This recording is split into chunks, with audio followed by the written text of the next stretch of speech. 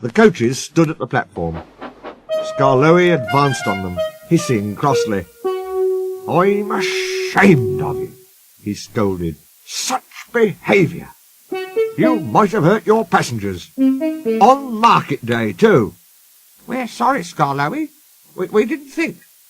That's a Handel, he's—" "No tails," said Skarloey firmly. "I won't have it. And don't you dare try tricks on me." "No, Skarloey. Oh, of course not, Skarloey," quavered the coaches meekly. Skarloey might be old and have dirty paint, but he was certainly an engine who would stand no nonsense. His friends crowded round, and the guard had to shoo them away before they could start. Skarloey felt happy. He remembered all the gates and stiles where he had to stop, and whistled to his friends. The sun shone, the rails were dry. "This is lovely," he thought. But presently they began to climb, and he felt short of steam. "Oh, bother my tubes," he panted.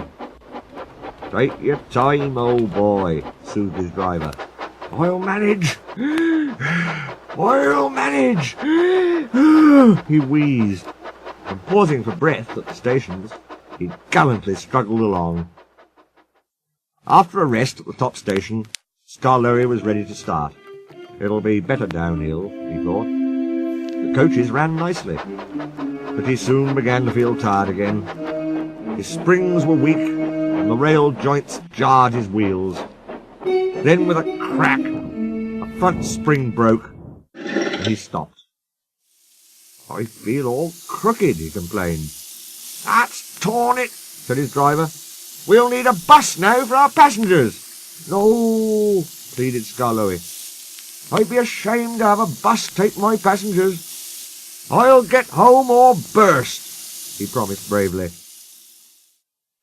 The thin controller looked at his watch and paced the platform. James and his train waited impatiently too. They heard a hoarse peep, peep. Then groaning, clanging and clanking, Skarloey crept into sight. He was tilted to one side and making fearful noises, but he plodded bravely on. "I'll do it! I'll do it!" He gasped between the clanks and groans. I've done it!" And he sighed thankfully as the train stopped where James was waiting. James said nothing. He waited for his passengers, and then respectfully puffed away. "You were right, sir," said Skarloey to the owner that evening. "Old engines can't pull trains like young ones." The owner smiled. "They can if they're mended, old Faithful," he said. "And that's what will happen to you. You deserve it."